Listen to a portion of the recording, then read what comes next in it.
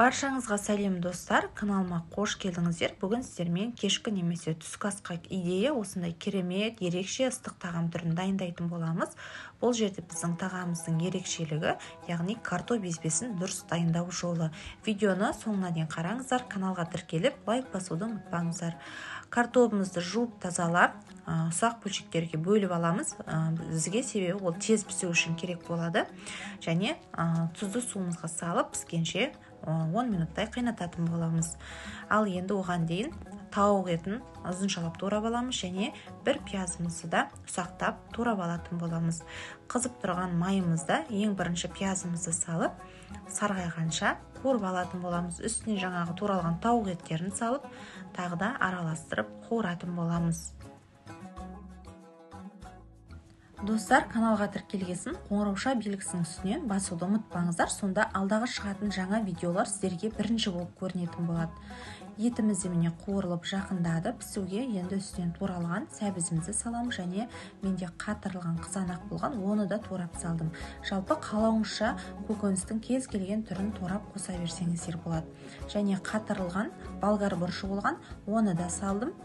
Барлығын жақсылап араластырамыз. Енді осы етімізге кішкене қоюлық беру үшін біз 2 ас қасық ұнымыздан да қосатын боламыз. Және ұнымыз комок болып қалмас үшін жақсылап тұрып араластырамыз.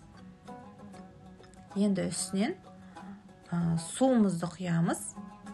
1 бокалдай су құйып, 7-8 минуттай қайнатамыз. Және дәміне қарай тұз, қара бұрыш және паприка қосуды да ұмытпаңыздар.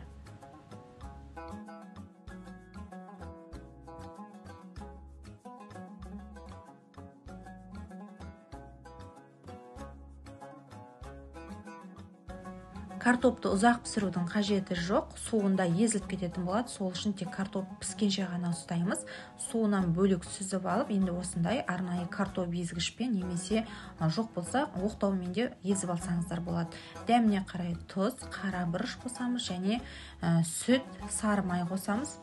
Видеода түспей қалды, жақсылап тұрып миксерлейтін боламыз. Біздің бұл жерде картоп езбесінің, яғни секреті өте дәмді, керемет воздушный болып шығу себебі осылай біз миксерлеп алатын боламыз. Сонда көргендеріңіздей картопымыздың түсі де басқаша әдемі аппақ болып шығады және өте воздушный, дәмі де өте керемет нәзік болып шығады.